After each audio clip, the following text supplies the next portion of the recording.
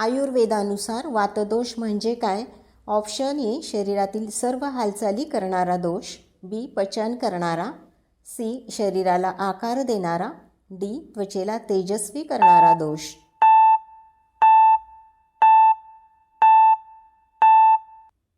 तुमचे योग्य उत्तर आहे ऑप्शन ए शरीरातील सर्व हालचाली करणारा दोष म्हणजे वातदोष होय.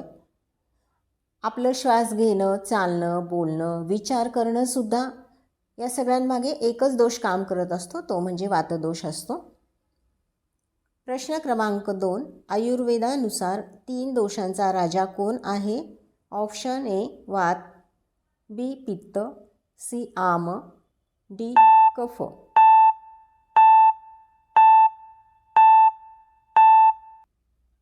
तुमचे योग्य उत्तर आहे ऑप्शन ए वातदोष. पित्तम पंगु कफः पंगु पंगवो मलधातवः वायुना हि यत्र नियंते तत्र गच्छति मेघवत असा एक श्लोक आलेला आहे. म्हणजे पित्त निष्क्रिय आहे, कफ निष्क्रिय आहे, मलधातूसुद्धा निष्क्रिय आहेत आणि जिथे जिथे वात घेऊन जातो या सगळ्यांना तिथे तिथे ढगांप्रमाणे ते जातात. म्हणून वात हा मुख्य दोष आहे आणि तो दोषांचा राजा आहे. पुढील प्रश्न आहे प्रश्न क्रमांक 3. आयुर्वेदनुसार वात वाढला की कोणती लक्षणे दिसतात? ऑप्शन ए खूप झोप येणे, बी सांधे सुजतात, सी भूक खूप लागते, डी शरीर कोरडे होते आणि स्नायू कडक होतात.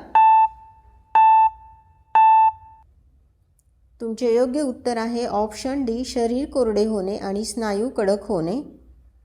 वातदोष हा वृक्ष म्हणजे कोरडा असतो, शीतळ थंड असतो आणि चल स्वभावाचा असतो. त्यामुळं आपली त्वचा, केस, ओठ कोरडे पडतात. स्नायू कडक झाल्याने ताठरपणा जाणवतो आणि सांध्यामध्ये कटकट आवाज येणे, वेदना इत्यादी लक्षणे दिसू शकतात. प्रश्न क्रमांक 4. खालीलपैकी कोणते लक्षण वात वाढल्याचे आहे? ऑप्शन ए मळमळते, बी थंडी वाजते, सी अंग गळून जाते, डी अंग थरथरते.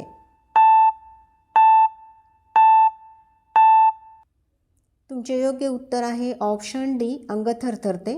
आत्ताच आपण पाहिलं की वातदोष हा चल, थंड, कोरडा स्वभावाचा आहे. त्यामुळे वात वाढला की हालचालींवरचं नियंत्रण राहत नाही आणि अंग थरथरतं, हातापायांमध्ये कापरं भरणे अशी लक्षणे दिसतात.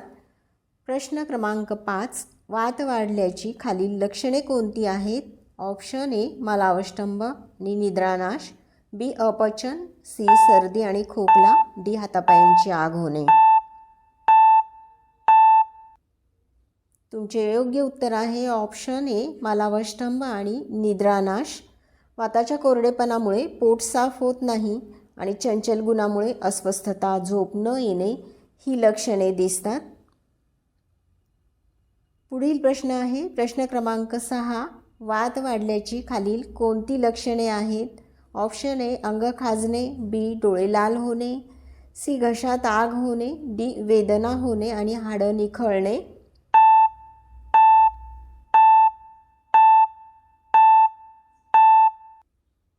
तुमचे योग्य उत्तर आहे ऑप्शन डी वेदना होणे आणि हाडे निखळणे. आपल्या शरीरामध्ये कुठेही टोचल्यासारख्या वेदना होत असतील, हाडे सांधे निखळल्यासारखे वाटणे किंवा ढिल्ले होणे असं जर होत असेल तर ते वातदोष वाढल्याचं एक लक्षण आहे. यावर सहज, सोपा आणि घरी करता येण्यासारखा उपाय काय आहे ते पाहूयात. वात कमी करण्याचा घरगुती उपाय कोणता आहे? ऑप्शन ए उपवास करणे, बी थंड पाणी पिणे, सी कोरडे अन्न खाणे, डी तेल लावून अंगाला चोळणे.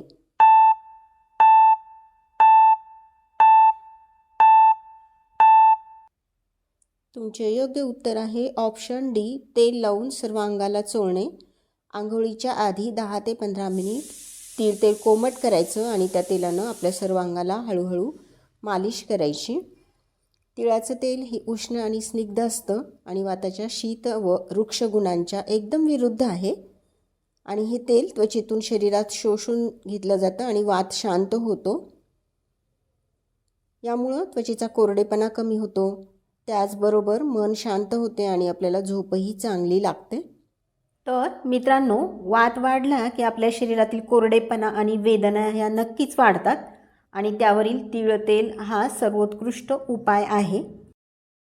मित्रांनो, अशीच आयुर्वेदिक माहिती सोप्या भाषेत जाणून घेण्यासाठी चॅनलला सबस्क्राईब करा आणि व्हिडिओला एक लाईक जरूर द्या आणि गरजू लोकांना व्हिडिओ शेअर करा। थँक्यू।